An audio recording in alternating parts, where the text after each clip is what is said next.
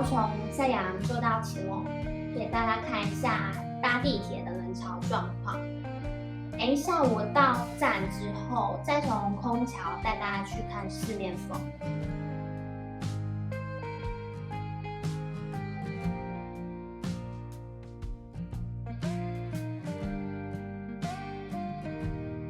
人潮少了非常多。Hello， 大家好，我是目前住在泰国 Kimi， 距离上次第3波的疫情，大概5月初的时候，每天确诊的人数都是几千人，再加上泰国现在有很顽强的印度变种病毒Delta，现在目前最高的纪录单日的确诊人数是高达9000多人，而且即将快到1万人的这种情况。今天拍这支影片，希望可以跟大家聊聊目前在泰国疫情的情况，也想让你们了解目前泰国政府有实施哪些的限制与规定，也会带大家上街头去看看。自从疫情爆发以来，已经大概快要1年多了，曼谷的街头上跟以往有什么不一样的地方？那最重要的是，希望许多的家人和朋友不要担心在泰国住的我们。目前泰国政府宣布，曼谷再加上曼谷周边的5个府，还有南边的4个府，总共10个。从7月12号开始实施宵禁，从晚上9点到清晨的4点。在这个期间，如果没有特殊的原因或是经过申请，在这段时间是不能够出门的。在一些高速公路路段实施封闭，大众交通运输工具也会在这个时间停止载客。百货公司、便利商店在晚上8点的时候就要打烊。至于酒吧、夜店这种晚上比较容易群聚的地方，在还没有宵禁之前就已经禁止营业了。目前政府实施的宵禁时间是为期14天，那依照疫情有没有好转，再决定之后或许会延长宵禁的时间，也不一定。毕竟疫情的这种情况天天都在变化。接下来我先从还没进入宵禁之前就已经开始实施的政策和规定开始讲起。那我明天出门去寄包裹的时候，再带大家一起上街头去看一看，目前曼谷街头上跟以往有什么不一样的地方。远距上学的这个规定，在曼谷还没开始实施宵禁之前就已经开始了。从大概6月的时候就一直上网课，直到现在。我自己觉得啦，政府实施这样的政策，其实对小孩子来说比较安全。毕竟小朋友在学校上课那么长的时间，不能保证小朋友一定会好好的戴好口罩。毕竟有时候大人都不一定能好好的戴好口罩了，何况是小孩。这段时间，不管是老师还是家长，真的都辛苦了。至于在家上班，有些公司是让员工1个礼拜进去公司2到3次，那有些公司是直接都可以远距上班。除了一些必须一定得出门工作的职业，像是医生啊，或是大部分的服务业等等。无论是百货公司里面的餐厅，或是街上的咖啡厅，或是小吃店，全部都一样，一律都是只能外带外送，不能内用。是在曼谷还没进入宵禁之前就已经有了，不管是室内还是室外都必须佩戴口罩，在车上也是，2个人就必须佩戴口罩，被抓到没戴的话就是要罚钱，那最高罚金是罚2万泰铢。之前我拍的影片里面也有提到哦，如果还没有看过那支影片的话，可以点上面的连结，里面有苏梅岛街上目前疫情的情况。其实我觉得这样子强制执行还蛮好的，这样才能减少病毒被扩散的机会。现在在的地方是赛扬 Square， 这一带啊，它有很多的小巷子，里面有很多不同的店啊，咖啡厅、饮料店，还有一些卖衣服、包包、鞋子的，应有尽有。有点像是台湾西门町那样，很多高中生、大学生放假会去闲逛的地方。不知道大家之前有没有来过这里？在这一区呢，看上去很多店家都没有开门，这里整排的店家几乎都已经关门了。这间小礼品店还有开，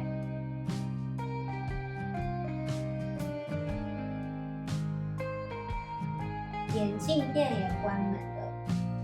这里面小巷子看上去好像暗暗的，感觉应该没有什么店开着，走进去看一下他们开店的状况。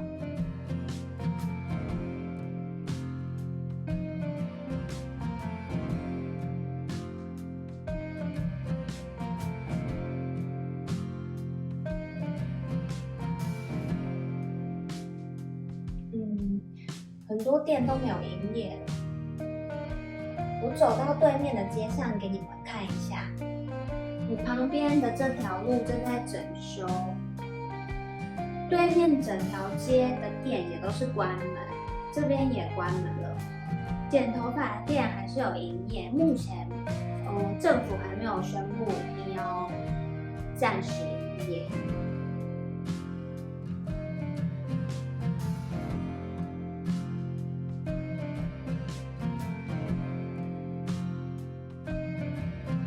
现在还是在新罗商圈的这一区，我走到另外一个巷子，给你们看一下这边的开店状况。大家还记得这家店吗？有看到招牌吗 ？Mango Tango， 来泰国必吃的芒果店，它没有开门哎，已经没有营业了，但里面还可以看到有装那个测体温的机器，但是它没有开门。我走到对面让大家看一下，按摩店关门，只剩下几家店有开。这条巷子啊，2排店家这样子数下来的话，大概只有5、6家是开门，剩下的店几乎都是关门。以前呢，这区就是在还没有疫情的时候，只要这边的一家店啊是空着的话，就是没有租出去的那种状态，一定会立马就找到新的租客。现在啊没什么游客，再加上疫情的关系，其实还蛮多店家都已经退租了。毕竟这边的租金真的也是蛮高的。我有上网查了一下，如果像这样子一栋的话，一个月至少要20到30万跑不掉，表示每一天的销售量至少要破万才能打平，还蛮辛苦。我同事啊，他自己在这边这一区副业了一间咖啡厅，后来也是搬到比较租金比较便宜的地段，可以省下一些成本。目前街上的车流啊、人流大概就是像这样子。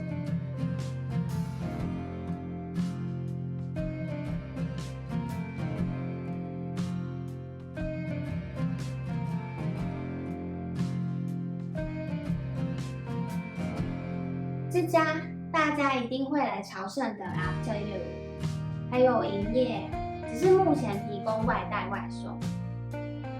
新罗百货外面的这条街啊，通常都蛮多人的，经过的车子也很多。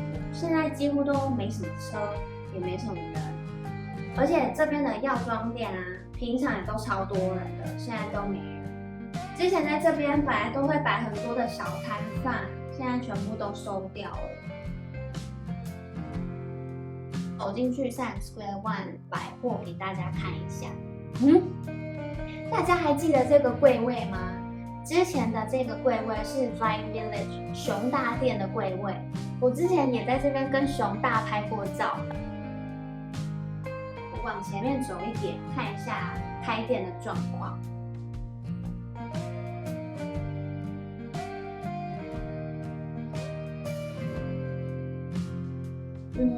里面的店都是关了，大概剩不到2、3家。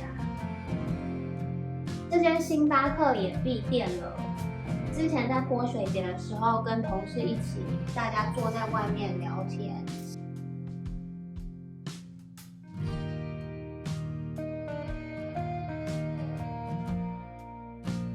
大家还记得来泰国一定会去吃爆海鲜吗？现在我在的是其中一家建新酒家在新罗百货里面的分店，这家也闭店了。这样逛一圈下来，我发现新罗百货的闭店率还蛮高的。有些是因为宵禁的关系，开在百货里的衣服店、鞋子店，在这个时期就一定要暂时营业。有一些是在还没有宵禁前就已经都撤掉了。以前会去的店啊，边走边看，这怎么都已经撤掉了，看来真的超级难过的。现在呢，我要从赛亚郎就到石龙，给大家看一下搭地铁的人潮状况。等一下我到站之后，再从空桥带大家去看四面佛。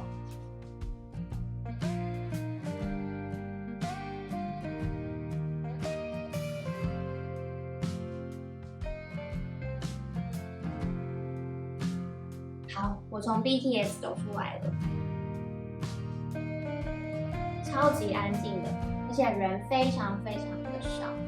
因为从我上车的那个车厢，再走到下一个车厢，也是蛮少人的，座位也都蛮空的。那我现在站的这个空桥，跟以前也是差超多的。以前在走的时候，时不时都要闪一下那个人潮，现在人真的非常非常少，给你们看一下。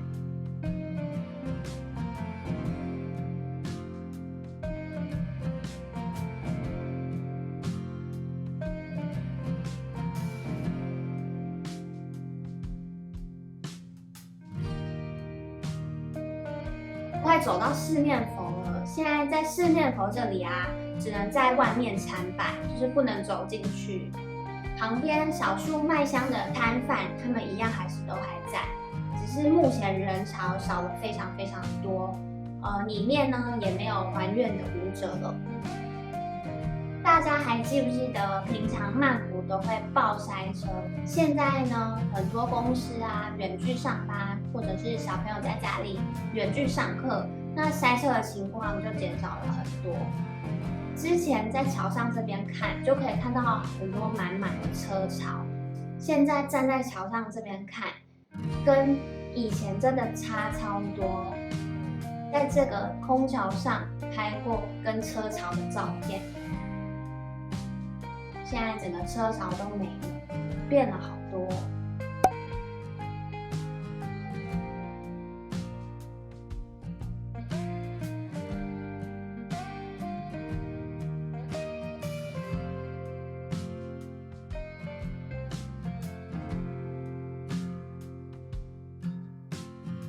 好，我现在从空桥这一边走进去 Central World 给大家看一下。